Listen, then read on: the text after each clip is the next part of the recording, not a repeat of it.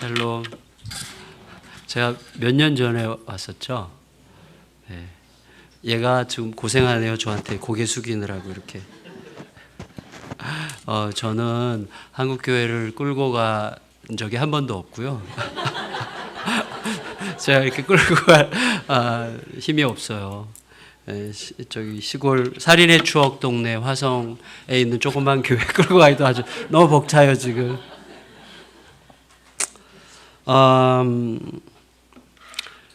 우리 그 판교 사랑의 교회랑 또 예수 향남교회, 제가 섬기는 교회가 예수 향남교회가 이제 나이가 같아요.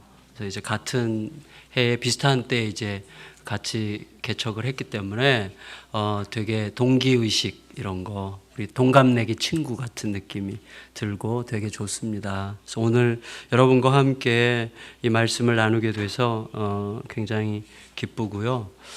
또 이 말씀을 통해서 우리 자신을 돌아보고 또 우리가 어떠한 태도로 가야 될지를 좀 생각하는 그런 시간이면 참 좋겠습니다.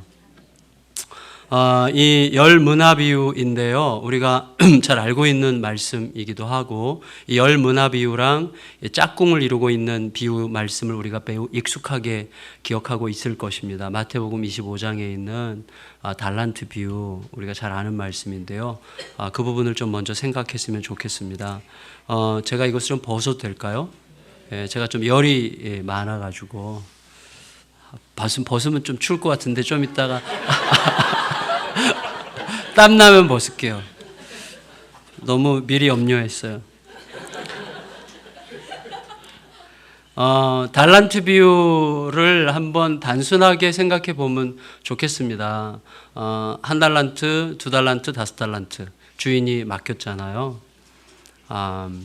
이 비유를 어떤 방식으로 이해해 오셨는지에 대해서 좀 궁금한데, 다섯 달란트 받은 사람과 두 달란트 받은 사람, 한 달란트 받은 사람이 있고, 이것이 이제 하나님의 나라를 우리에게 보여주는 하나의 어떤 시선이고 관점이라고 할 수 있겠는데, 어쨌거나 그 달란트를 통해서 우리가 1차적으로 깨닫게 되는 것은 남김이라는 거죠. 남김. 그래서 다섯 달란트 받은 자가 다섯 달란트를 남겼고 두 달란트 받은 자가 두 달란트를 남겼는데 한 달란트 받은 자는 못 남겼다는 거죠. 자, 그래서 이 남겼느냐 못 남겼느냐에 의해서 그 사람의 어떤 그 삶을 판단하는 것 같지만 사실은 그 사람의 삶을 판단하는 것은 남겼느냐 안 남겼느냐라기보다는 남기게 된 또 못 남기게 된 그 사람의 하나님과의 관계를 지금 이야기하는 거죠. 그래서 사실은 이 달란트 비유를 우리가 이야기할 때 좀 포인트를 늘 두는 것, 우리가 주일학교 아이들에게 가르칠 때든지 우리가 적용할 때라든지 1차적으로 깊이 생각하지 않게 되면 일단은 우리가 남기고자 하는 마음을 갖게 되는 것까지는 가요. 우리도 좀 남기는 삶을 살고 싶다. 그래서 뭔가를 뭘 남겨야 되는가? 내 인생을 통해서는 제자를 남겨야 되는가? 다음 세대를 남겨야 되는가? 그래서 우리가 좀 막연해요, 사실은. 왜냐하면 박준호 목사님 같이 이렇게 좀 균형 잡혀 있고 건강한 신학적 배경을 가진 분들로부터는 굉장히 잘 이제 아마 말씀을 들으셨을 것 같아요. 그러니까 우리가 하나님께 무엇을 함으로써 하나님께 영광을 돌려드린다는 말 속에 있을 수 있는 어떤 어폐를 우리가 기억해야 되겠죠. 그러니까 하나님은 우리가 그분께 던져드리는 어떤 영광이 필요한 게 아니잖아요. 그러니까 우리가 뭔가를 남김으로써 주님을 영화롭게 하는 자들이 아니잖아요. 하나님의 이미 영화로우심을 인정하는 자여야 되는 것이죠. 그래서 그런 관점에서 우리가 이 달란트 비유를 잘 들여다보면 우리들의 마음속에 생각할 게 있어요. 뭐냐면 1차적으로 우리가 우리 자녀들에게 가르칠 때도 그렇고 우리 자신에게 적용할 때도 그렇고 남김에 대해서 생각할 수밖에 없는 비유의 말씀인데, 적어도 우리들은 못 남긴 한 달란트 받은 사람보다는 남긴 두 달란트 받은 사람이나 다섯 달란트 받은 사람처럼 되고 싶은 게 우리들이죠. 누구나 그건 그렇게 원한다고 해서 유치해지는 게 아니잖아요. 누구나 원해야죠. 남기는 인생을 살아야 되지 않겠습니까? 선생님 별로 안 원하세요? 굉장히 안 원하시는 것 같은 표정은 아니시지만 그래도 어쨌거나 원하죠. 우리가 다 원해요. 남기고 싶어요. 남기는 삶을 살아야죠. 그렇죠. 그러니까 열매가 있어야죠. 열매가. 그래서 열매가 있어야 되는 것이죠. 그런데 중요한 건 뭐냐면 어떻게 남겼느냐는 거죠. 5달란트 받은 사람과 2달란트 받은 사람이 어떻게 해서 남겼느냐는 거죠. 그래서 어떻게 해서 남겼는지를 안 가르쳐 주세요, 주님께서. 거기 마태복음 25장에 보면 주님이 안 가르쳐 주지 그러시는 것 같아요. 안 가르쳐 주세요. 거기 어떻게 해서 남겼는지 그냥 남겼다고 그랬어요. 남겼다. 오늘 본문에서도 한 문화 받은 사람이 10문화를 남겼나이다. 내가 5문화를 남겼나이다 그랬는데, 야, 너 어떻게 해서 남겼는지 한번 설명해봐. 이런 게 없어요. 간증도 안 했고 주님 앞에 뭐 자세하게 이렇게 해서 이렇게 했더니 이렇게 남겼습니다라는 보고도 없어요. 그러니까 남김이 핵심인데 어떻게 남겼는지에 대해서는 얘기를 안 해요. 왜냐하면 그만큼 자연스러운 거기 때문이죠. 무슨 말인가 하면 5달란트 받은 사람과 2달란트 받은 사람이 남긴 건 굉장히 자연스러운 거예요. 어떤 의미에서 굉장히 자연스러운가 하면 바로 이것 때문입니다. 자, 제가 이렇게 설명을 드릴게요. 5달란트 받은 사람과 2달란트 받은 사람이 어떻게 장사를 했길래 남겼느냐에 대해서는 없어요. 왜냐하면 어떻게의 포인트가 없기 때문이에요. 그냥 남긴 거에 포인트가 있어요. 남기게 되어 있는 거예요. 남기게 되어 있는 거라서 남긴 거예요. 그러니까 어떻게 해서 남겼는지에 대한 설명이 필요가 없는 거예요. 지금 뭐 하자는 거야? 이렇게. 그래서 제가 말하는 핵심이 뭐냐면, 죄송합니다. 열 받았어요, 지금. 5달란트 받은 사람과 2달란트 받은 사람이 어떻게 남겼는지는 안 나와 있는데, 이 사람들이 남기게 된 이유에 대해서 설명해 주는 힌트가 있어요. 힌트가 거기에. 힌트가 뭐예요? 1달란트 받은 사람이죠. 1달란트 받은 사람이 어떻게 해서 못 남겼는지가 나와. 그러니까 그렇게 안 하면 그냥 남긴다는 거예요. 오케이? 그렇게 안 하면 남기는 거예요. 근데 우리 대부분이 그렇게 해. 그래서 못 남기는 거예요. 그 사람이 어떻게 해서 못 남겼죠? 싸뒀어요. 자, 싸뒀다는 게 핵심이 아니에요. 자, 왜 싸뒀죠? 장사하다가 말아잡수시면 안 되니까. 왜 장사하다가 말아잡수시면 안 돼요? 혼날까 봐. 왜 혼난다고 생각했어요? 주인을 인색한 사람이라고 생각했기 때문이죠. 자, 이 1달란트 받은 사람이 못 남긴 이유는 이걸 곱게 싸두어서 땅속에 감춰뒀어요. 이유는 이걸 안전하게 보관하려고 해요. 보관하려고 하는 이유는 뭐죠? 장사했다가 말아먹을 수가 있으니까. 근데 말아먹으면 어때? 근데 말아먹으면 안 된다고 생각했어요. 말아먹으면 왜 안 되죠? 주인한테 혼나니까. 주인이 왜 혼낼 거라고 생각하죠? 주인은 인색한 사람이니까. 아주 나쁜 인간이니까. hard man, 영어로는 아주 딱딱한 인간, 아주 고약한 인간. 그래서 심지 않은 데서 거두고 투자도 안 하고 거두려고 하는, 한마디로 날로 먹는 인간이라고 생각한 거예요. 주인을 날로 먹는 인간이라고 생각했기 때문에 이 사람은 자기가 투자했다가 망하면 망한 것 때문에 문책을 당할 거고, 문책을 당하기 싫으니까 곱게 간직했다가 주인에게 주겠다고 생각해서 이 사람은 못 남긴 거죠. 그럼 이 사람이 못 남긴 것의 궁극적인 원인은 뭐예요? 자기에게 그것을 맡겨주신 주인에 대한 그의 생각이죠. 주인을 누구라고 생각했느냐죠. 달란트 비유의 핵심은 뭡니까? 하나님 나라의 핵심이 뭐예요? 하나님을 누구로 알고 있느냐예요. 하나님을 누구로 알고 있느냐가 하나님 나라의 핵심이죠. 그게 우리의 삶이에요. 우리의 삶. 우리의 삶 전체는 지금 우리들의 태도, 지금 여기 계신 우리 판교 사랑의 교회 성도님들의 마음속에 지금 어떤 고민, 어떤 짐, 부담, 두려움, 그 다음에 염려, 근심, 어떤 분노, 뭐가 있든지 간에 이거는 1.1획도 틀림이 없이 100% 하나님과 관계되어 있는 것입니다. 내가 지금 하나님을 어떤 분으로 생각하고 있느냐와 다 관련이 되어 있어요. 그 염려는, 그 두려움은, 그 걱정은, 그 불안은, 그 분노는, 그 상한 마음은 전부 다 무엇과? 하나님을 내가 어떤 분으로 생각하고 있느냐와 결정적으로 관련되어 있습니다. 그래서 하나님을 알아가는 게 생명이에요. 예수 그리스도를 알아가는 게 생명이에요. 그리스도를 내가 어떤 분으로 알고 있느냐 하는 깊이가, 넓이가, 정도가 이런 거랑 똑같은 거죠. 저도 거의 돈 얘기 안 하는데 지금 돈 얘기를 한번 해볼게요. 돈 얘기. 별 얘기 아니에요. 사실은 돈 내라 이런 얘기 하려는 게 아니고 무슨 얘기냐면 지금 예민한 시기잖아요. 지금 예민한 시기. 이럴 때 저도 눈치가 좀 있습니다. 그런 얘기는 못해요. 그런데 또 박준호 목사님 그런 걸 또 엄청 싫어해. 그런 걸 막 이렇게 뭐 이런 거 있잖아요. 뭐 이렇게 약간 막 뒤에서 조정해가지고 뭐 이렇게 하려고 하는 거 있죠. 저는 그런 게 약간 있어요. 이런 거 있잖아요. 우리 성도들에게 제가 굉장히 솔직한 척 하거든요. 그래서 제가 여러분 저는 죄인입니다. 저 같은 죄인이 없어요.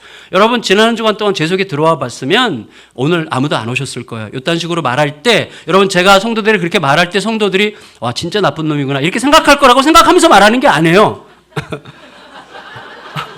와 우리 목사님 진짜 솔직하구나 라고 생각해 주기를 기대하면서 나 진짜 나쁜 놈이거든요 이렇게 말하는 거죠. 이게 조종이죠. 하나님이 그걸 싫어해요. 그래서 하나님께서 그딴 말 이제 그만해. 그래서 요새는 그런 말 거의 못해요. 주님께서 막으셨어. 나의 겸손과 나의 친절이 그를 위한 친절과 겸손이 아니라 그를 지배하려고 하는 나의 방법이 되는 경우들이 얼마나 많습니까? 예, 제가 왜 박준호 목사님에게 이제 아부를 하려고 지금 이 말을 했구나. 근데 어쨌거나 중요한 건 뭐냐면 자 보세요. 저는 제 아내랑 이제 평생 재정 정책이 플러스 마이너스 제로예요. 매달 가능한 한 제로로 살자. 조금 있으면 털자. 뭐 이런 식으로 이제 지금 올해 지난 2월 달로 저희가 30주년인데 30년을 그렇게 살아하려고 약간 노력을 했어요. 그럼 제가 돈이 없다는 것을 저희 교회 성도들이 다 알아요. 근데 제가 설교 끝나고 이렇게 나가는데 어떤 성도가 막 로비에서 목사님 왜요?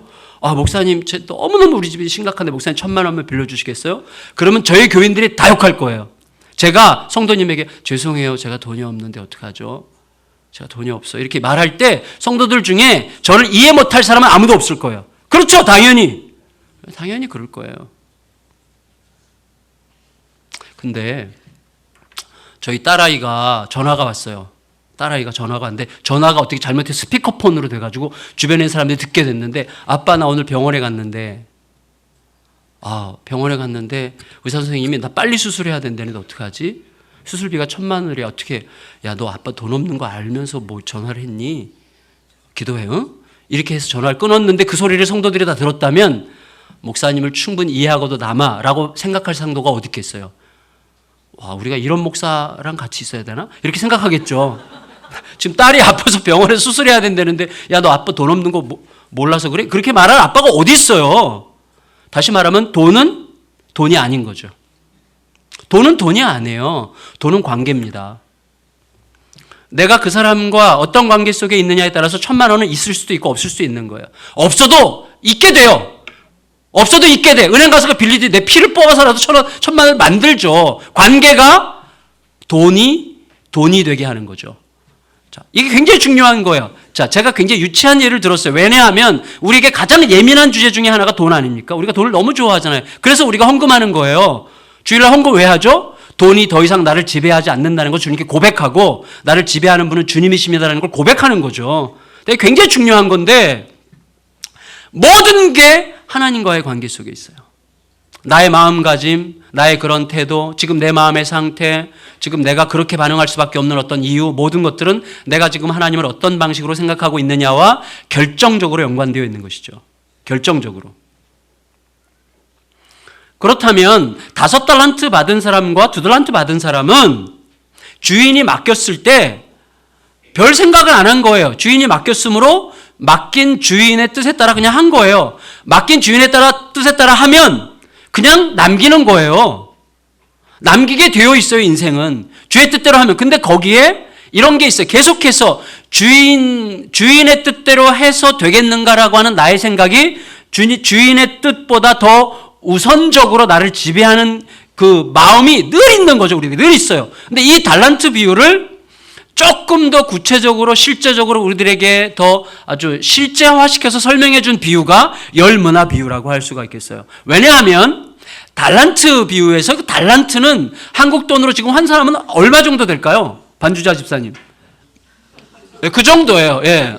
그래서 저도 정확하게 모르겠는데 한 2, 3억 된다고 그러더라고요. 한 2, 3억. 그러니까 적지 않은 돈이 한 달란트면 2, 3억 정도. 꽤 큰 금액이에요. 그런데 이 한 문화, 오늘 본문에서 한 문화는 20분의 1 정도밖에 안 되는 거예요. 그래서 우리로 치면 500만 원 정도 되는, 그러니까 장사하기에는 좀 애매한 거죠. 애매한 거. 전 이게 너무 좋은 거예요. 이 애매함. 애매함이 중요해요. 골로새서 3장 4절에 보면 우리의 생명이 그리스도 안에서 하나님께 감춰져 있다고 이야기해요. 하나님께 감춰져 있다. 그 그리스도께서 오셔서 우리의 생명을 밝히 영광스럽게 드러내기 전까지는 우리는 감춰진 존재예요. 감춰졌다는 것은 무슨 말인가 하면 여전히 미녀와 야수 요새 하잖아요. 미녀와 야수. 보셨어요? 저희 막내딸이랑 제가 미녀와 야수 저도 봤는데 지난주 월요일에 이번에 야수가 너무 잘생겼더라고요. 근데 어쨌거나 야수지만 야수가 아니잖아요. 야수 속에 야수의 실체가 있잖아요. 어떤 계기에 의해서 그 실체가 드러나면 야수는 더 이상 야수는 껍데기에 불과한 거잖아요. 그거죠. 그리스도에는 아직 실체가 드러나지 않는 그거죠. 실체는 여전히 있어요. 그렇지만 애매해요. 이게 드러날 수도 있고 안 드러날 수도 있는 것 같은 어떤 애매한 상태, 희미한 상태, 혼란스러운 어떤 상태가 있어요. 왜? 우리는 여전히 감춰져 있으니까. 감춰져 있어요. 그래서 감춰져 있기 때문에 혼란스러움 속에서 긴장이 있고, 긴장은 우리에게 좌절이 아니라 믿음을 요청하는 거죠. 긴장이 믿음을 요청하는데 그 믿음에 들어있는 핵심적인 내용이 뭐냐면 기대와 기다림이에요. 기대와 기다림. 그래서 우리는 하나님 안에 감춰져 있기 때문에 애매함 속에 살아갈 수밖에 없어요. 애매함 속에서는 긴장이 있어요. 긴장이 믿음을 요청해요. 믿음은 기대와 기다림 속에 살아가게 되는 거예요. 기대와 기다림 속에서 우리에게 요청되는 건 뭡니까? 하나님과의 대화죠. 끝없는 대화죠. 하나님과 끝없는 대화. 끝없는 대화만이 살 길인 거예요. 그래서 그런데 그러면 500만 원이 바로 그걸 의미해요. 이게 500만 원. 한 문화. 자, 이게 과감하게 장사하자니 자, 돈이 한 100억 좀 주셨으면 이거 가지고 할 수 있는 여지가 너무 많잖아요. 많아요. 그러니까 이것 가지고 내가 생각할 여지가 너무 많아. 근데 500만 원은 이 주님께 묻지 않으면 안 되는 거. 이걸 어디다가 써먹어? 이게 투자를 안 하자니 그래도 이게 돈이고 하자니 좀 애매한 금액이죠. 이 애매함이 너무 좋은 거예요. 저는 애매함 가운데 하나님은 우리와 소통하고 싶어 하세요. 우리의 삶에 있는 온갖 불완전함과 불충분함과 애매함과 혼란스러움과 어정쩡한 긴장감을 느낄 수밖에 없는 상태는 하나님의 우리를 향한 대화의 요청입니다. 끝없이 대화하고자 하세요. 그렇지 않으면 우리는 더 이상 하나님께서 개입하시지 않아도 되는 방식으로 살아요. 그게 저주예요. 하나님께서 개입하시지 않아도 되는 환경을 만드는 게 무서운 것입니다. 우리는 반드시 망가지게 되어 있고 파괴되기 시작하는 거거든요. 근데 어쨌거나 이 500만 원이라고, 이 한문화라고 하는 이 작은 액수가 이제 우리에게 그런 긴장감을 느끼게 하는 거예요. 긴장감. 그런데 어떻게 보면 작은 거고, 그렇지만 작지만 주인이 맡긴 거죠. 자, 그런데 여기에 어떤 특별한 설정이 있어요. 자, 주인이 종 10명을 불렀습니다. 한 문화씩 줬습니다. 그리고 떠나요. 어디로 떠나죠? 왕위를 받으러 떠나요. 이 설정이 굉장히 중요한 거예요. 이 주인은 장차 이 고을에, 이 마을에 왕이 될 거예요. 그래서 왕이 되기 위해서 길을 떠납니다. 길을 떠나는데 또 하나의 설정이 있어요. 그게 뭐죠? 마을 사람들이에요. 마을 사람들, 아까 다 읽었는데 지금 안 읽은 것 같은 표정인데 우리가 항상 말씀을 그렇게 읽어요. 그렇죠? 읽었지만 안 읽은 것 같이 읽죠. 그런데 마을 사람들이 이 사람이 왕이 되는 걸 원치 않아요. 그래서 사절단을 꾸려요. 그래서 그 사람이 왕위를 허락받는 그곳에 도착하기 전에 먼저 자기 사절단들을 보내서 얘기를 하는 거예요. 우리는 이 사람이 우리들의 왕이 되는 걸 원치 않습니다. 그걸 공개적으로 선포를 해버려요. 이 사람이 우리 왕이 되면 우리 책임 못 질 겁니다. 우리 어떤 짓을 할지 모릅니다. 우리는 이 사람 싫어합니다. 이 사람이 우리의 왕이 되는 걸 정말 싫어합니다. 그 말은 뭐죠? 그 사람이 왕이 될 경우에 그 사람이 끌고 나가게 될 어떤 통치의 방식이나 통치의 질서나 그가 추구하는 가치나 그가 이 고을을 끌고 가려고 하는 어떤 목적에 대해서 이 사람들은 싫은 거예요. 자기들의 정서랑 안 맞고 자기들이 생각하는 것, 자기들이 추구하는 것, 자기들이 뭔가를 얻고자 하는 어떤 것들과 전혀 맞지 않는다는 것을 느끼면서 그 사람이 자기들의 왕이 되는 것을 원치 않아요. 싫다고 공개적으로 선언을 해요. 그러니까 그 다음에 이 주인이 왕위를 받으러 갔을 때 누군가가 왔다 갔다 하는 것을 왜 모르겠어요? 알죠? 자기가 왕이 되는 것을 원치 않는 인간들이 그 마을 사람들 전체가 자기들의 대표단을 보내가지고 내가 왕이 되는 걸 원치 않는다는 사실을 먼저 여기 와서 이야기하고 돌아갔다는 사실을 알았어요. 그럼에도 불구하고 왕위를 받았어요. 받고 마을로 돌아가요. 그러면 저 같으면 내가 왕이라면 어떻게 하겠어요? 내 마음속에 꽉 찬 주제가 뭐예요? 꽉 찬 주제. 어떤 놈이 내가 왕이 되는 것을 반대했을까? 그래서 당장 돌아가서 색출하는 거죠. 색출. 근데 이 비유에서 핵심은 이 왕이 된 주인이 이제 왕이 됐는데 왕이 된 주인은 보다 더 친밀하죠. 주인은 친밀한 관계, 종들을 신뢰해서 맡길 정도의 친밀함이 있죠. 왕은 통치자죠. 자, 친밀한 주인이 왕이 돼서 돌아왔어요. 왕이 돼서 돌아왔을 때 왕의 첫 번째 관심은 누가 나를 반대한 이 나쁜 싸가지 없는 놈들 어디 다 소환해. 이게 아니었고 왕의 첫 번째 관심이 뭐였어요? 자기 종들이 어떻게 장사했는가예요. 왜 그렇게 했어요? 생각해 보세요. 이 주인이 선한 주인이라면 자기가 맡겨준 것이 그렇게 대단히 막대한 힘을 가진 게 아닐 수 있다는 사실을 왜 모르겠어요? 한문화라는 애매한 것을 맡겨줬어요. 이 종들이 그 애매한 자기가 생각할 때도 이게 능력이나 어떤 파워가 될 가능성이 좀 많지 않아 보이는, 사람들이 우습게 생각할 수 있는 그 주인이 맡겨준 그것을 가지고 장사를 하러 이제 나가요. 종들이 나가서 장사를 하는데 이 종들이 나가서 장사를 해야 되는 장사의 고객들, 대상들이 누구예요? 그 마을 사람들이죠. 근데 그 마을 사람들은 누구예요? 종들에게 그 작은 것을 맡겨준 주인을 혐오하는 사람들이에요. 그게 우리예요. 그게 하나님의 백성의 정체성이죠. 주인이 맡겨준 우리 자신을 생각해도 뭐 대단하지 않잖아요. 죄송해요. 스스로 대단하게 여기는 분들은 빼고 대단치 않잖아요. 별거 안 해요. 그런데 주님께서 맡겨주신 것을 내가 나가서 장사하는데 나에게 그것을 맡겨준 주인에 대해서 적대적이고 그 주인을 우습게 생각하고 그 주인을 멸시하고 그 주인의 방식과 그 주인이 추구하는 질서를 거절하는 사람들을 대상으로 장사해야 되는 것이 우리들의 자리라는 거죠. 우리들의 자리. 그게 무서운 거예요. 우리들의. 그래서 그게 우리들이 살아가는 삶이에요. 우리들이 정말로 예수 그리스도와 그의 십자가와 부활의 복음을 가지고 살아가려고 할 때는 세상으로부터 그런 대접을 받게 되어 있어요. 왜냐하면 이 세상은 하나님의 가치, 하나님의 질서, 하나님 나라의 추구에 대해서 관심도 없을 뿐만 아니라 그딴 게 뭐야 이렇게 생각하고 전혀 현실적 유효성이 없다고 생각하고 현실적 치열한 문제들에 대한 대답이 안 된다고 생각하고 현실이 얼마나 치열하게 돌아가고 현실이 얼마나 피 튀긴 논리로 돌아가는데 그따위 이상적인 어떤 추상적인 애매하고도 혼란스러운 어떤 소위 신앙이라는 이름의 애매함 가지고 어떻게 이렇게 치열한 현실에서 대응을 하려고 하네. 그런 가치를 가르치려면 더 이상 우리에게 말하지 마라고 하는 생각을 가지고 살아가는 사람들 꽉 찬 세상에서 그 가치가 우리의 전부인 줄 알고 살아가야 되는 사람들이 한문화를 받은 종이죠. 우리들이에요. 우리들. 자, 그런데 그게 우리들의 현실인데요. 중요한 건 뭐냐면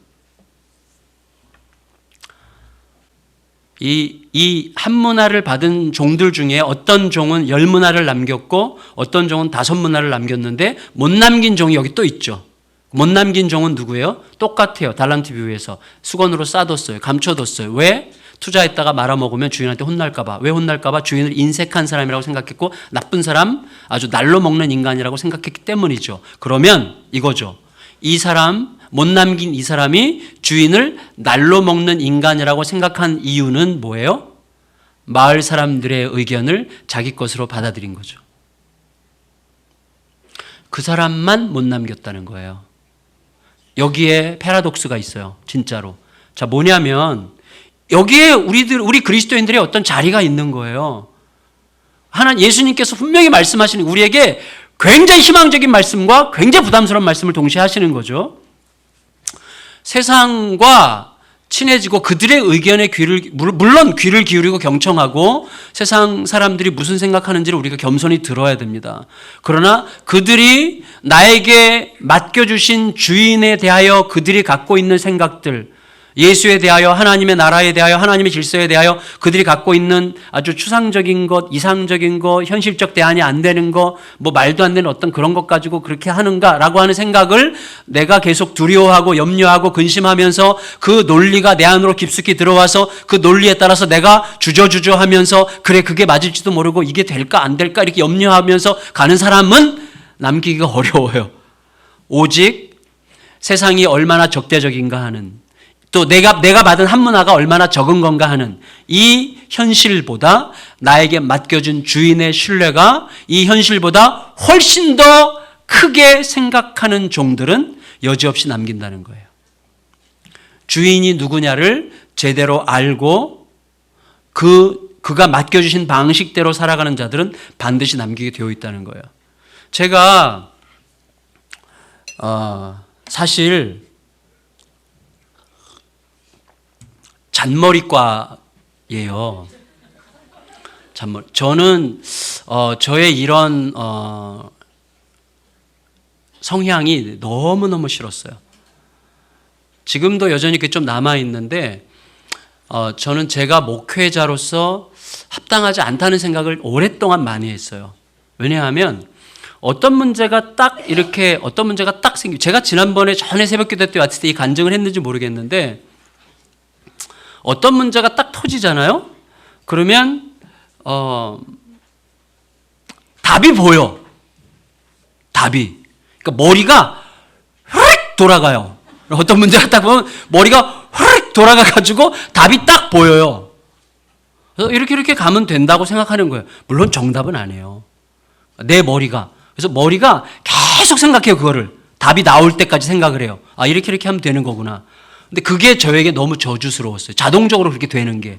그러니까 하나님께서 개입하실 여지가 없는 이 구조가 너무 싫은 거예요. 그러니까 하나님의 방식대로 하지 않아도 웬만큼 되는 게 제일 무서운 거예요. 하나님이 개입하시고 하나님의 이야기가 쓰여지는 인생이고 싶은데 하나님께서 개입하시는 하나님의 방식의 이야기가 아니어도 되는 그런 삶이 너무 싫었고, 목사가 그래서 어떻게 목회를 하겠어요? 한문화를 받은 자처럼 그게 작은 것이든, 그리고 이 작은 것을 가지고 장사해야 되는 그 현실이 얼마나 터프하건 간에 관계없이 그분이 나에게 맡겨주셨기 때문에 그분의 뜻을 따라 내가 순수하고 단순한 믿음으로 그분께, 단순한 믿음이라는 것은 무지하고 무식하다는 뜻이 절대로 아닙니다. 믿음이라는 건 뭐예요? 거룩한 상처를 끌어안고 그분을 기대하고 기다리는 거죠.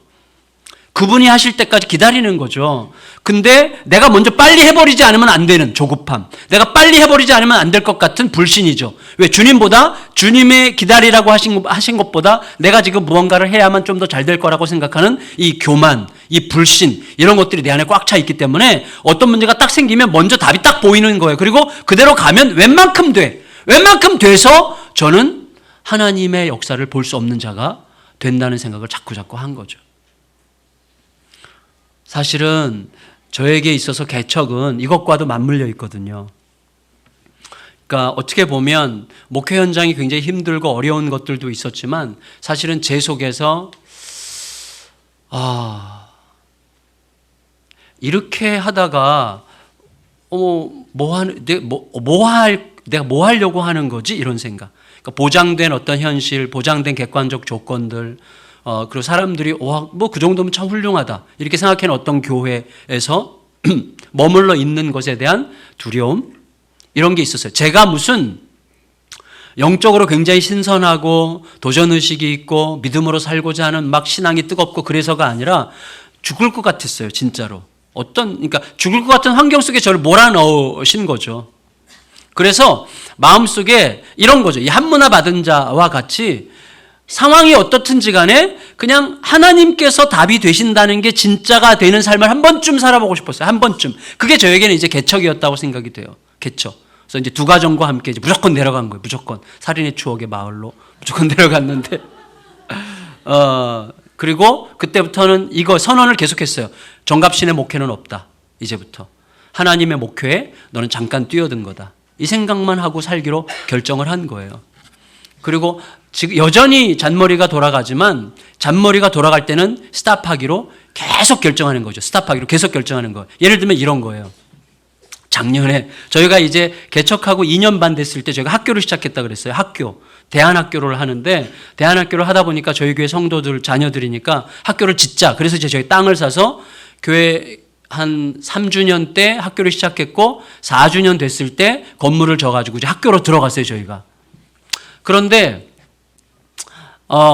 국민은행에서 대출을 해줬어요. 65억 정도를 대출을 해줘가지고 학교를 짓고 총 한 90억 정도가 들었는데 나머지 한 30억 정도는 성도들이 헌금을 하시고 그리고 이제 65억을 갚아 나가야 되는데요. 국민은행 1금융권은요 처음부터 원금 상환을 막 엄청나게 빡세게 해요. 그래서 매달 저희가 8천만 원씩 나가야 되는 거예요. 매달. 속으로 지금 두 분 정도가 미친놈 이렇게 얘기하신 것 같은 느낌이 확 들었어요. 네, 제가 미쳤어요. 근데 제가 사실은 이 모든 과정을 철저하게 주님께 물으면서 그래서 저 혼자 안 묻고 성도들과 함께 묻는 과정을 거쳤어요. 그러니까 사실은 저는 하기 싫다고 그랬어요. 성도들에게.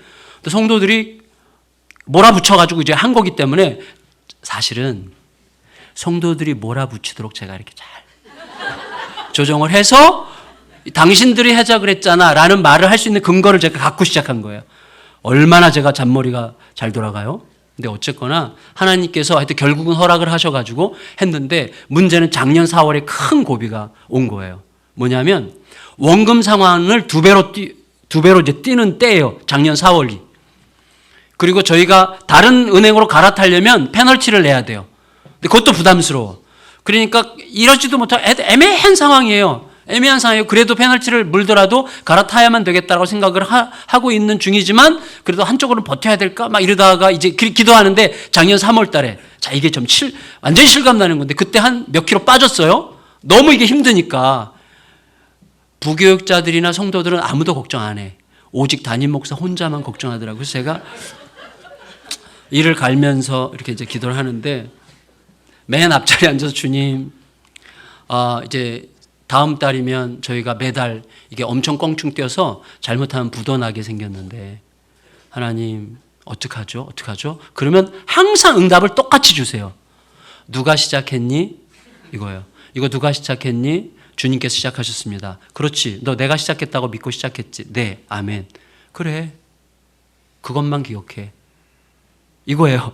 이거 내가 시작했잖아. 아멘. 그러면요. 갑자기 마음이 차분해져요.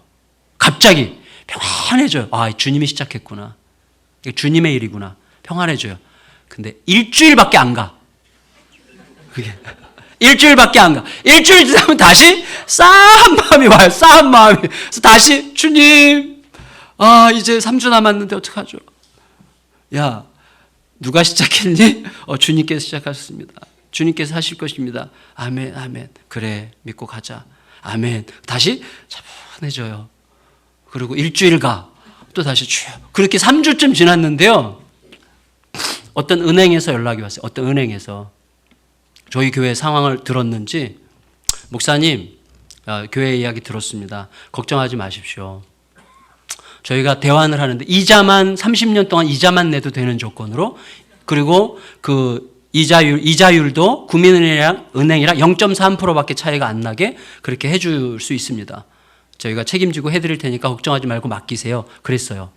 그 이야기를 딱 듣는 순간에 제가 막 여기서 이렇게 입이 찢어지기 시작하면서 전화를 딱 끊는 순간 와 날아갈 듯이 기쁜데 열흘 이상 가더라고요. 그래서 제가 심각해졌어요. 하나님보다 은행 지점장이 훨씬 더 내가 신뢰하는 대상이구나. 하나님보다 은행 지점장의 한마디가 하나님께서 누가 시작했니? 이것보다 하나님 별거 아니더라고요. 내 마음속에서. 은행 지점장보다 훨씬 못하더라고요. 하나님이. 제가 엄청나게 회개했어요. 진짜로. 그리고 안 했어요. 장로님들에게 그 고백을 했어요. 그리고 이거 안 했으면 좋겠다고 생각합니다. 그랬더니 장로님들이 그렇게 합시다. 믿음으로 가봅시다. 그래서 그냥 이를 악물고 믿음으로 1년을 겨우 버틴 거예요. 올해 3월 달이 딱 2월 달이 되니까요. 국민은행에서 전화가 왔어요. 대환을 받으셔야 되겠습니다. 이자가 이제 확 뜰 것 같은데 대환을 받으셔야 되겠습니다. 연락이 와서 근데 바로 그냥 어떤 다른 새마을금고 서울 택시조합 새마을금고 쪽이랑 연결이 돼가지고요. 3주 만에 오케이가 떨어져서요. 진짜 0.3%밖에 차이가 안 나는 이자율로 저희를 해줬어요. 내일 돈이 나와, 내일. 할렐루야. 그래서 저희가 그동안 3년 동안 10억을 갚아가지고요. 그만큼을 더 이걸 받아서 국민은행 갚고 나머지 10억 가지고 체육관을 우리 학생들을 위해서 체육관을 이제 져주기로 결정했어요. 뭐 박수까지, 박수 치지 마세요. 제가요, 알게 됐어요. 뭐냐면, 성도 여러분, 잘 생각해 보세요. 이 세상은요, 베데스다예요, 베데스다. 예수님께서 베데스다 연못에 가셨죠. 베데스다 연못에는 환자들을 꽉 찼죠. 환자들이 왜 꽉 차 있죠? 그들이 알고 있는 지식이 있기 때문이죠. 그 지식은 뭐죠? 신화죠. 신화예요. 뭐죠? 가끔씩 천사가 내려와서 물이 움직일 때 거기 윗물이 있고 아랫물이 있는데 윗물을 아랫물로 흘려보낼 때 뭐 이렇게 움직이나 봐요. 근데 어쨌거나 잘 모르겠지만 물이 움직일 때 먼저 들어가는 자는 어떤 병에 걸렸든지 낫게 된다라고 하는 신화가 그들 사이에 있기 때문에 거기에 얼마나 많은 사람들이 모여 있겠어요? 생각해 보세요. 베데스다는 자비의 집이란 뜻이에요. 자비의 집. 그러나 자비의 집입니까? 잔인의 집이죠. 얼마나 잔인해요. 보세요. 물이 움직일 때 먼저 들어가는 자가 나. 그리고 1등만 알아주는 더러운 세상이에요. 거기는 진짜로 먼저 들어가지 못하면 절대 못 나. 그리고 먼저 들어갈 수 있는 사람은 누구예요? 상대적으로 다른 사람보다 덜 아픈 사람이죠. 더 많이 필요로 하는 자는 영구적으로 제외되는 그곳이에요. 그곳이 베데스다예요. 베데스다는 희망 없음입니다. 거기에 희망이 없어요. 다시 말하면 희망이 가득한 이름을 가진 희망 없는 지옥이 베데스다죠. 세상이에요. 세상은 우리에게 엄청난 허위로 우리에게 뭔가가 있을 것처럼 생각해요. 뭔가가 있을 것처럼. 그래서 평생 우리가 언젠가는 뭐가 있을 것처럼 생각하고 뭔가 달려가요. 언젠가는 뭐가 있을 것처럼 생각하고 달려가는데 주님께서 명백하게 가르쳐 주신 게 있어요. 저에게. 그날은 없다. 저에게. 이런 거랑 똑같은 거죠. 저희 막둥이가 별명이 잠자는 숲속의 공주예요. 제가 전에 말씀드렸죠. 딸이라고 제가. 딸 둘은 위에 시집가서 이제 미국에서 둘 다 살고 있고, 막둥이가 이제 고3 되는 아이인데 얘는 완전히 6차원이에요. 그래서 무슨 생각을 하는지 도대체 모르겠어요. 무슨 생각을 하는지를 진짜 모르겠는 아이예요. 그래서 너무 엉뚱한 생각하고, 그리고 학교도 다니다 말아가지고 저희 교회가 하는 대안학교, 중학교를 졸업했는데 그때 고등학교가 없어가지고 고등학교를 갔어요. 근데 학교 가기를 그렇게 싫어해. 어느 날 제가 이제 9시에 출근하려고 하는데 인기척이 있어서 보니까 자빠져 주무시고 계시더라고요. 9시에 그때까지 학교를 안 가. 근데 제가 심각해졌어요. 그래서 어떻게 할까 그러다가 그냥 축복하자. 이를 갈면서 축복하자. 그러고 이제 뽀뽀를 쭉 하는데, 왜냐하면 왜 뽀뽀를 제가 늘 하는가 하면 이 아이가 잠자는 숲속에, 그러니까 얘가 아직 잠에서 안 깨어났기 때문일 거야 라고 저희 부부가 늘 위로하느라고 잠자는 숲속의 공주예요. 그래서 언젠가 왕자님이 와서 키스하면 깨어나면 그때부터 얘는 놀라운 삶을 살게 될 거라고 저희가 의미부여를 한 거예요. 그날 아침에도 뽀뽀를 쪽 하고 나가는데 하나님께서 정말 첫눈 같은 소리로 저에게 말씀하셨어요. 왕자님은 오지 않을 것이다. 저에게. 그래서 이게 무슨 뜻인지 막 주님께 여쭤봤더니 하나님께서 하시는 말씀이 너의 사랑이 너의 딸에게 입맞추게 해라. 그래서 내가 이 아이를 사랑하지 않는 걸 그때 알았어요. 그러니까 이 아이 때문에 내가 불편한 이유는 뭐죠? 담임 목사 딸이 늘 머리 막 보라색으로 물들었다가 노란색으로 물들었다가 막 치마도 막 미니스커트 막 빤스 보이게 막 이렇게 입고 다니고 교회에서 막 얼마나 하여튼 너무 쪽팔려요. 우리 딸이 진짜 담임 목사 딸이 아빠 체면을 완전히 구기면서 다 가요. 막 공부는 뭐 완전히 공부 안 하고. 아, 정말. 그래서 그 아이로 인해서 저를 참 절대 제가 겸손을 잃을 수가 없어요. 그 아이로 인해서. 설교할 때마다 성도들이 속에서 말하는 것 같아요. 아, 네 딸이나 잘 키워라, 이렇게. 그러니까 제가 뭐 이렇게 세게 말을 못 해요. 근데 그날 아침에 그래서 제가 생각해 보니까 사랑이 어느 순간 많이 식었고 내 기준대로 애를 키우고 싶은 거예요.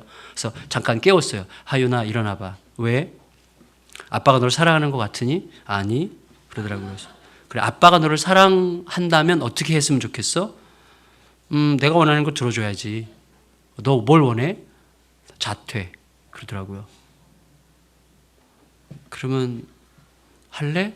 응, 고마워. 그래서 그날 가서 자퇴하고 그다음부터 이제 집에서 이제 놀더라고요. 자빠져서 늘 이제 휴대폰하고 놀고. 그래서 너 어떻게 일 좀 해봐. 그러니까 아르바이트하고 돈 벌고 싶대. 해봐. 근데 지가 식당에서 아르바이트 하면서 20만 원씩 월세 내고 살았어요. 여태까지. 그러면서 애가 큰 거예요. 그 작년에 검정고시 보고 이번에 이제 몽골에 있는 대학으로 가요. 다음 달에. 몽골 국제대학이라고 우리 선교사님들이 세운 대학으로. 그래서 고3 나이인데 미리 이제 1년 먼저 대학을 가는 거예요. 근데 어쨌거나 확실히 제가 믿게 됐어요. 중요한 건 뭐냐면 이거예요. 우리는 오늘 하나님의 나에 대한 하나님의 말씀과 사랑이 진짜가 되게 하는 방식으로 사는 것만 중요해요. 진짜가 되는 방식. 왜냐하면 우리는 굉장히 많은 경우에 속거나 속입니다. 네, 그래서 자신에게 속아요. 진짜가 되는 방식. 이게 진짜라면 예를 들어서 내가 그리스도로 말미암아 구속받아 영원한 생명을 오늘의 사건으로 나의 현실로 받아 살아가는 자라는 사실이 진짜라면 우리는 굉장히 다른 눈빛을 가져야 되고 굉장히 다르게 생각해야 되고 굉장히 다른 말을 해야 됩니다. 근데 그게 진짜가 되게 하지 못하는 세상이에요. 세상이 얼마나 우습게 생각해요. 솔직히 기독교인들의 가치나 기독교인들이 추구하는 방식이나 성경책 가지고 성경책의 가치를 절대시하며 살아가려고 하는 모든 것들에 대해서 얼마나 우스꽝스럽게 생각하고 그건 너희들의 꿈에 불과한 것이고 너희들의 이상에 불과한 것이고 너희들의 추상적인 어떤 소원에 불과한 것이지 그런 것들은 전혀 현실성이 없고 현실적으로 전혀 효과가 없는 것들이야라고 하는 확신 속에 살아가고 움직이는 게 세상 아닙니까? 그렇지만 그 세상에서 우리는 예수 그리스도가 진짜가 아니라면 절대로 일어날 수 없었던 역사의 흐름 속에 우리가 있는 거예요. 예수가 진짜가 아니라면 절대 이런 역사는 있을 수가 없어요. 기독교 역사는. 그 가운데 우리가 있는데 그 예수가 오늘 우리의 삶의 진짜가 되는 방식으로 살려고 하잖아요. 반드시 예수님은 당신의 살아계심을 너무나 놀라운 방식으로 드러내세요. 그날 아침 저희 딸아이가 변하기 시작했어요. 별것 아니. 제가 사랑에 대한 주님의 음성에 대해서 반응하기 시작하면서 우리 아이가 굉장한 변화를 겪기 시작해요. 저희 둘째 딸은 뭐 말할 것도 없고 저희 둘째 딸 얘기는 전에 해드렸죠. 안 해드렸나요? 예? 했죠? 예, 저희 둘째 딸 진짜 완전히 기적 중의 기적이에요. 저희 둘째 딸은. 나중에 궁금하신 분은 참으시고요. 근데 제가 성도님들과 이거 나누고 싶어요. 우리에게 다윗의 막대기가 있는가? 이걸 나누고 싶어요. 다윗의 막대기가 있는가?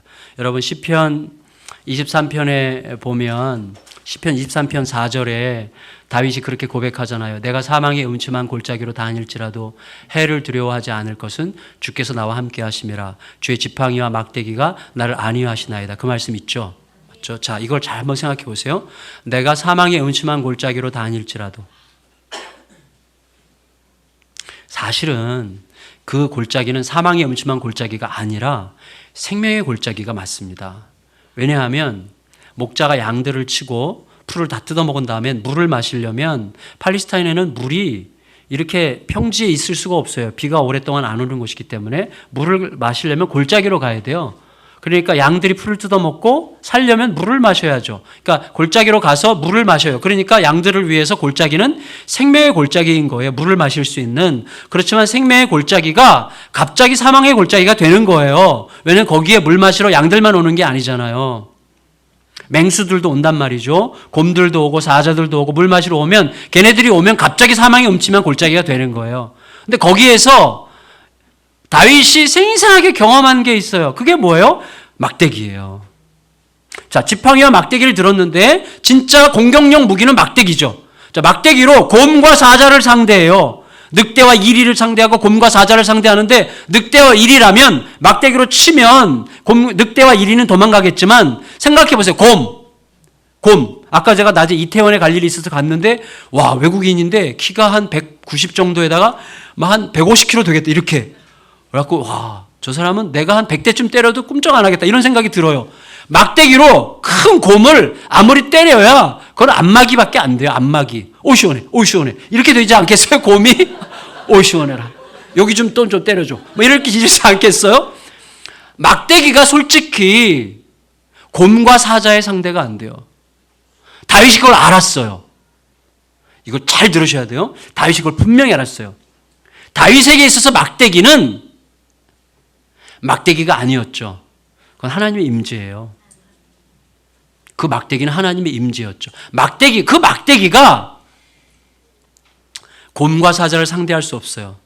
근데 거기에 뭐가 있어요? 내가 주의 뜻을 따라 쓰면이에요. 주의 뜻을 따라 쓰면. 이게 한문화라고 저는 생각해요. 한문화. 자, 보세요. 자, 이 막대기가 언제 쓰이죠? 보세요. 다윗과 관련해서 최고의 싸움은 어떤 싸움이죠? 골리앗이죠. 골리앗과 다윗이 싸웁니다. 다윗과 골리앗이라는 어떤 책에서 어떤 사람은 다윗은 포병이고 골리앗은 보병이기 때문에 보병이 포병을 이길 수 없으므로 골리앗이 다윗에게 지는 것은 당연하다 이렇게 얘기를 했어요. 뭐 그거는 이론적으로 설명해 볼 만한 얘기도 하지만 저는 썩 마음에 들진 않아요. 하나님이 빠진 이야기잖아요. 근데 사실은 다윗과 골리앗의 싸움에서 핵심은 하나님 아니에요? 하나님? 만구의 여호와 이름으로 내가 나간다 그랬잖아요. 자, 그럼 잘 생각해 보세요. 골리앗은 미련 곰퉁이고 둔에 빠져가지고 물매가 날라올 때 뭐야? 그러다가 이러다가 얻어맞은 게 아니에요. 골리앗은 최고의 장수예요. 최고의 장수. 이렇게 피할 수 있어요. 골리앗도. 근데 골리앗이 물매에 맞았어요. 왜 맞았어요? 방심해서예요. 방심. 몰랐어요, 그거? 방심하니까 맞죠. 제가 좀 장난하는 거 아니에요. 진짜요. 방심하니까 맞았어요. 근데 골리앗이 방심한 이유가 뭔지 아세요? 다윗의 손에 막대기를 받기 때문입니다. 여러분 사무엘상 14장 43절에 보면 골리앗이 다윗에게 이렇게 얘기해요. 야, 너가 나를 동네 개로 여기고 손에 막대기를 들고 나왔는가? 이렇게 말해요. 다윗이 골리앗에 맞서서 나갈 때 물맷돌만 가지고 나간 게 아니라 한 손에 막대기를 들고 나갔어요. 왜? 막대기는 여호와의 이름이니까. 그런데 그것은 이 세상을 상징하는 골리앗 눈에는 너무 유치한 거예요. 말도 안 되는 거예요. 그래서 골리앗이 너무 기가 막혀. 뭐야 너? 야, 나 세계 최고의 장수야. 나 세계 최고의 장수. 너 나를 상대하려고 막대기 갖고 나왔어. 진짜. 야, 이거 이렇게 생각한 거예요. 막대기를 딱 보는 순간. 그러니까 골리앗이 너가 나를 동네 개로 여기고 막대기를 들고 나왔는가? 이렇게 말했어요. 그때 맞은 거예요. 이게 중요한, 그게 십자가 아닙니까? 사탄에게 있어서 십자가는 너무나 무능하고 자기의 승리에 최종적인 점을 찍는 사건이죠. 십자가는. 자기에게는 승리지만 예수에게는 완전한 패배인 아무것도 아닌 거잖아요. 골리앗에게 막대기는 그거예요. 야, 다윗이 막대기를 들고 나오는 순간 진짜 너 오늘 나한테 밟혀서 죽겠구나. 확실하게 승리를 장담한 거예요. 조그만 꼬맹이가 세계 최고의 장수를 상대하려고 갖고 나온 게 막대기라니까요. 근데 다윗에게는 이 막대기는 뭐죠? 하나님이었어요. 하나님의 임재, 하나님에 대한 순종, 하나님과 함께함, 그분의 명령, 그 전부였어요. 그러나 그것이 골리앗의 눈에는 너무 말도 안 되는 유치하기 그지없는 그것이죠. 그게 우리에게는 십자가입니다. 십자가는 너무나 웃긴 거예요. 세상이 볼 때. 십자가가 무슨 대답이 됩니까? 그런 솔직히 보세요. 십자가 아니면 어떻게 살아요, 우리가? 자, 제가 아침에, 유치한 예를 들면 아침에 제 아내가 뭐 기분 나쁜 일이 있는지 반찬을 놓는데 이렇게 놨어요. 반찬을. 책상에다. 그러면 제가 벌써 남편들은 기분이 자존이 확 상해가지고 뭐야 이 사람 기분 나쁘면 지나 나쁘지 왜 나까지 이렇게 기분 나쁘게 해서 당신 뭐야? 어? 왜 이렇게 반찬 이렇게 소리나게 이렇게 기분 나쁘게 던지듯이 반찬을 놔? 이딴 식으로 말하면 이제 한 짧으면 일주일 길면 한 달 이제 지옥이 시작되는 거잖아요. 그때 뭐가 들어와야 돼? 그때 십자가가 와야죠. 십자가가. 그럼 어떻게 해? 빨리 방에 들어가서 이를 몇 번 갈고 밖에 나와서 아내한테 당신 뭐 힘들어? 이렇게 말해야죠. 이게 십자가죠. 그러면 그 자리에서 다시 천국에 오죠. 안 해요? 저는 늘 그렇게 천국에 오는데. 어쨌거나 제가 되게 별것 아닌 얘기를 했지만 이게 사실은 우리의 삶의 전부예요. 우리의 삶의 전부예요. 세상이 말도 안 되는 현실적 효용성과 유용성이 전혀 없다고 생각되는 예수 그리스도의 이름과 그의 십자가와 부활의 사건이 사실 우리에게 전부예요. 그게 전부가 되는 방식으로 살고자 하는 사람은 아이가 살아나는 걸 봅니다. 첫째, 자기 배우자가 살아나는 걸 봅니다. 자기 안에 하나님으로부터 오는 샬롬이 내가 꽉 차는 것을 봐요. 그리고 어떻게 돼요? 교회 안에 샬롬이 꽉 차요. 교회 안에. 그래서 사람들이 여기에 판교 사랑교회 처음 오는 사람들이 다 느끼는 거죠. 그러면 와 이거 뭐가 있네. 이거 뭐가 있네. 성도 여러분, 그 회심의 배신이라는 책을 보면요 이런 내용이 있어요. 초대교회가 부흥한다고 하는 것은 불가능했다. 그 당시 로마 세계의 초대교회 성도들에게는 별명이 있었어요. 그 별명이 여러 가지가 있는데 그 중에 가장 많이 회자되는 일반적인 별명은 뭐냐면 정신적 환자들의 집단이었어요. 초대교회 성도들에 대해 가해진 별명이 정신질환자들의 집단이었어요. 그들의 집단. 그러니까 세상이 너무 우습게 봤어요. 너무 웃기게 봤어요. 저것들 뭐 하는 거야? 맨날 모여서 죄송해요. 제가 노골적으로 무슨 지랄을 이렇게 하는 거야, 저것들이. 이런 식으로 표현했어요. 왜냐하면 그분들에게 그렇게 그걸 좀 실감나게 여러분 느껴야 돼요. 실제로 그렇게 말해요, 그 사람들이. 실제로 세상이 그렇게 말해요. 그런데다가 초대교회는요, 폐쇄적 예배를 드렸어요.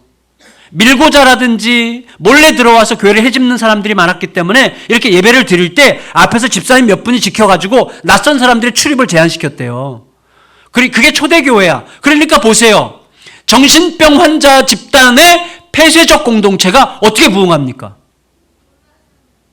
근데 AD 60년부터 콘스탄티누스 대제 때까지 거의 240년 동안 250년 가까이 기독교는 매년 40%씩 성장했대요.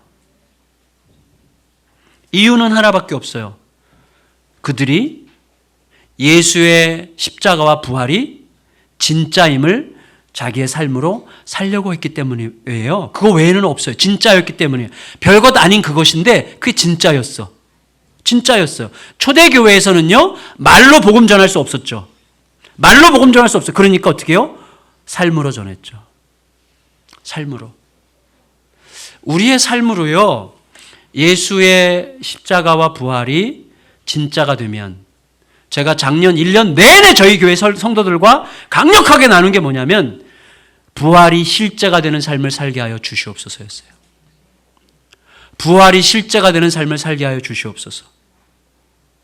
부활이 우리에게 실제라면 우리들은 굉장히 다른 가치를 갖게 됩니다.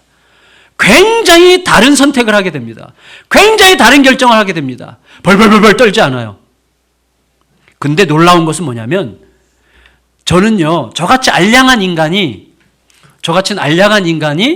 저는 믿음의 삶을 살 수 있는 인간이 아니에요. 저는 진짜 속이 좁고, 그리고 머리가 복잡하고 잔머리 굴리고, 그리고 아내가 조금만 심하게 말하면 금방 삐져가지고 막 이렇게, 그리고 막 분노하고 부글부글 끓고, 진짜 제가 생각해도 참 별 볼 일 없는 존재다. 늘 이렇게 생각을 했어요. 근데 언제 내가 이렇게 믿음의 길을 조금이라도 믿음의 어떤 이 영광, 이걸 알면서 걸어가고 있는가, 이런 생각을 해보니까요, 하나밖에 없는 거예요. 어느 순간부터 예수의 십자가가 나의 삶에서 유일한 삶의 대답이라는 것이 확실하게 믿어지기 시작했어요. 확실하게. 그 성도들에게 정말 목에 핏대를 세워서 강력하게 주장을 해요. 여러분, 십자가가 진짜가 되게 살아라. 예수의 십자가가 진짜가 되게 살아라. 그러면 주님께서 거기서 어떤 방식으로든 일하시기 시작하시는 것을 보게 돼요. 그래서 저는 이 아까 열문화 비유에서 맨 마지막에 주인이 뭐라고 이야기합니까? 내가 왕이 되기를 원치 않던 자들을 내 앞에 와서 죽이라 그러죠. 이게 마지막이에요. 그게 마지막 심판인데, 저는 그걸 제 자신에게 어떻게 적용했는가 하면, 내 안에 예수께서 왕이 되시지 못하게 하는 많은 요소들이 제 안에 있어요. 그런 것들을 날마다 하나씩 하나씩 죽이는 것으로 저는 적용했어요. 이걸 큐티하다가 아, 그렇구나. 내 안에 예수께서 나의 참 왕이 되시지 못하게 하는 아주 교묘함들, 가면들, 우상들, 이런 거 있어요. 우상들. 저에게 있어서 제일 큰 우상은 뭐냐면요, 제가 이것과 맞붙어 주님께서 싸우게 하셨고, 이것과 아직도 싸우고 있지만 상당히 한 7분 응선을 넘게 하셨다고 지금은 약간은 느끼는데, 그 중에 대표적인 게 저는 인정욕구예요. 인정욕구. 주님이 왕이 되시지 못하게 만든 저의 왕은 인정욕구였어요. 사람들이 칭찬해주면 금방 좋아하고, 사람들이 별로 칭찬하지 않는 것 같으면 금방 기죽고, 누군가가 비교해서 좀 더 내가 우월한 것 같으면 금방 헤헤거리고, 이렇게 솔직히 제가 이렇게 유치하게만 헤헤거리고 이러지는 않았어요. 그렇지만 겉으로는 고상하게 굴었지만 속으로는 계속 그것과 싸우는 거죠. 인정욕구. 다시 말하면 뭐죠? 나에 대한 예수 그리스도의 받으심으로는 충분치 않다고 생각하는 거예요. 근데 그 자리에서부터 벗어나면서 예수의 십자가가 진짜가 되고, 예수의 부활이 진짜가 되고, 예수님으로 배불러지기 시작하니까 딱 이런 특징이 나오더라고요. 아무것도 두렵지 않고 아무것도 부럽지 않은. 그러니까요, 얼마나 사람들이 예뻐 보이는지, 얼마나 사람들이 아름다워 보이는지, 나에게 다가오는 모든 일들이 얼마나 고귀해 보이는지, 이게 시작이 되더라고. 내 안에서 시작이 돼요. 저희 가정 안에서도 시작이 됐어요. 그러니까 이게 너무 소중한 거예요. 너무나 소중해. 저는 그래서 이 열문화 비유, 그리고 다윗의 막대기가 어떻게 우리에게 말을 걸어오는지를 우리가 잘 들어야 된다고 생각합니다. 우리가 부끄러워하면 안 돼요. 우리가 추구하는, 여기서 강력하게 선포하는 예수의 질서, 예수의 가치, 그 십자가 부활의 권세가 우리의 삶에서도 그대로 진짜가 되면, 거기서 반드시 주님은 열문화 다섯문화로 남기게, 무엇인지 모르겠지만 남기는 삶을 살게 하세요. 마지막으로 제가 한 가지만 더 말씀을 드리고 말씀을 마치겠습니다. 저는요, 열문화로 남긴다는 게 뭐냐를 말씀드리고 싶어요. 남긴다는 게 뭘까요? 이거예요. 우리가 되게 좋아하는 거 이거죠. 우리가 굉장히 좋아하는 말씀 중에, 아들을 아끼지 아니하시고 우리에게 주신 하나님께서 우리에게 어찌 좋은 것으로 주시지 않겠느냐. 우리가 그 말씀 좋아하잖아요. 아들을 아끼지 아니하시고 아들을 아끼지 아니하고 주신 아버지께서 우리에게 어떻게 모든 좋은 걸 주시지 않겠어요? 그렇죠. 자, 이 의미를 생각해 보세요. 자, 우리 박준호 목사님이 저에게 엄청나게 소중한, 막 자기한테 막 보물 1호 엄청나게 뭔지 모르겠지만 하여튼 뭘 줬다고 생각해 보세요. 줬어요. 그러면 제가 무슨 생각해요? 와, 이런 걸 줄 정도면 이 사람 진짜 나를 엄청나게 생각하는구나. 그렇다면 밥 한 끼 못 사주겠어요? 그렇죠. 엄청난 선물을 줬으면 밥 한 끼 못 사주겠어요? 진짜? 생각해 보세요. 이스라엘 백성들이 홍해를 건널 때, 홍해를 건넌다는 건 뭐예요? 완전히 불가능한 것을 가능한 것으로 경험한 엄청난 역사를 경험했죠. 그럼 홍해를 건널 때 무슨 생각했겠어요? 와, 우리로 하여금 홍해를 건너게 하시는 하나님은 이제 완전히 믿을 수가 있겠구나. 이 정도의 은혜를 주신 분이라면 광야 생활 너끈히 책임지시고 남겠구나 라고 확신하게 하는 역사가 홍해를 건너는 사건이죠. 홍해를 건너게 하실 정도면 뭘 못 해주시겠어요? 그렇죠. 그런데 이스라엘 백성들이 혼란에 빠졌어요. 뭐죠? 홍해를 건너게 하신 하나님이 물을 안 주시네. 그렇죠. 그렇잖아요. 홍해를 건너게 하신 분이 고기를 안 주셔. 홍해를 건너게 하신 분이 그런 거죠. 그게 그들의 혼란이에요. 우리 보세요. 아들을 아끼지 않고 내어주신 분이 돈을 안 주셔. 돈을. 아들을 아끼지 않고 내주신 하나님께서 건강을 안 주시네. 아들을 아끼지 않고 내주신 하나님께서 저 밥맛 없는 인간 계속 내 앞에서 알짱거리게 내버려 두시네. 자, 그래서 우리가 생각해야 돼요. 로마서 8장 28절에 하나님을 사랑하는 자고 그 뜻대로 부르심을 입은 자들에게는 모든 것이 합력하여 뭐라고요? 선을 이루니라고 했을 때 그 선을 우리는 우리의 컨셉으로 생각해요. 우리의 개념으로. 아, 다 잘 될 거야. 결국은 다 잘 될 거야. 걱정하지 마. 다 잘 될 거야. 지금 당장 지금 사고 나서 힘들어 죽겠는 사람에게 괜찮아. 다 잘 될 거야. 요딴 식으로 싸가지 없게 말하면 절대 안 되는 거죠. 그거 정말 밥맛 없는 말 아니에요? 그러니까 근데 우리 스스로도 계속 그런 식으로 생각해요. 그냥 잘 될 거야. 그래서 옛날에 괜찮아, 다 잘 될 거야. 뭐 이런 노래 엄청 유행했는데, 물론 그 노래에 위로를 받을 사람은 위로를 받아야 되겠지만, 중요한 건 뭐냐면요. 이 선이 뭐냐는 거예요, 선. 문화를 남긴다, 달란트를 남긴다고 하다 남긴다는 게 핵심이 뭐겠어요, 핵심? 자, 로마서 8장 28절. 하나님을 사랑하는 자고 그 뜻대로 부르심을 입은 자들에게는 모든 것이 합력하여 선을 이루니라라는 그 말씀을 바로 그 다음 구절이 해석해 주죠. 아버지의 아들의 형상을 닮아가게 하는 거예요. 여러분 잘 생각해 보세요. 하나님의 목적은 뭐죠? 우리에게 무엇을 주는 게 아니라 우리를 어떤 존재가 되게 하는 거죠. 그거예요. 그것보다 더 위대한 선물이 어디 있습니까? 모든 걸 다 가진 하나님 없는 사람이 되면 안 돼요. 우리가 예수의 형상을 닮아가면 그걸로 충분히 복된 거예요. 왜? 예수의 형상으로 살아가면 예수의 형상에 걸맞는 현실이 따라오게 돼요. 따라오게 되는 거예요. 그게 남기는 거예요. 그게 남기는 거. 남김의 핵심은 예수의 형상을 닮아가는 것이고, 예수의 형상을 닮아가면 그때부터 어떻게 되죠? 그 가치로 판단하게 되고, 그 가치로 선택하게 되고, 그 가치로 갈 길을 가게 되고, 그 가치에 따라 듣게 되고, 그 가치에 따라 보게 되고, 보고 듣고 선택한 그 모든 게 결국 내 인생이 되는 거예요. 그게 인생의 풍성함으로 나타나게 되는 것이죠. 우리 판교 사랑의 교회 사랑하는 모든 성도님들이 한 문화 받아 열 문화 남긴 하나님의 종처럼 풍성한 그리스도의 향기로 온 교회가 가득하고 각 가정들이 가득하고 오직 하나님만이 채우실 수 있는 하나님의 사건들로 꽉 차기를, 저는 이제 이 참 교만해질까 봐 이런 말을 못 하겠는데 진짜 알 수 없는 길 속에 들어 있어요. 그래서 너무나 행복해요. 그러니까 너무나 흥분이 돼. 내가 길을 어디로 갈지 모르기 때문에. 근데 어쨌거나 이 판교 사랑의 교회와 함께 박준호 목사님이 워낙에 진지하고 그리고 허튼 길을 가는 분이 아니기 때문에 저는 뭐 확실하게 믿어지는 교회예요.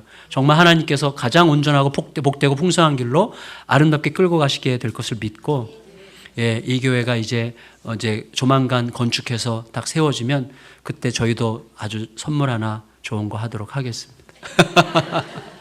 기도하겠습니다. 아버지 하나님, 은혜를 감사드립니다. 너무나 귀한 교회, 귀한 성도님들과 함께 주님의 말씀을 나누면서 하나님, 우리가 어떠한 태도와 방향과 목적을 따라서 오늘을 살 것인가를 생각하게 해주셔서 진심으로 감사를 드립니다. 우리 판교 사랑의 교회에 지금까지 놀라운 은혜로 채워주신 주님, 그리고 깊은 은혜로 또 복음의 말씀으로 단단하게 또 이렇게 다듬어 가신 주님, 앞으로 이 교회를 통해서 많은 생명들이, 그리고 많은 그리스도의 일들이, 하나님 나라의 일들이 펼쳐질 것을 기대하며 진심으로 감사를 드립니다. 우리 모두가 하나님 열 문화를 남긴 종들처럼 그런 인생을, 복된 삶을 살아가고 주님에 대한 온전한 신뢰 속에 한 문화의 자금을 보지 않고 그 문화를 맡기신 주님을 보면서 주님의 이야기가 쌓여가는 복된 삶, 복된 교회 이루어갈 수 있도록 축복하여 주시옵소서. 존귀하신 예수님의 이름으로 간절히 기도드리옵나이다. 아멘.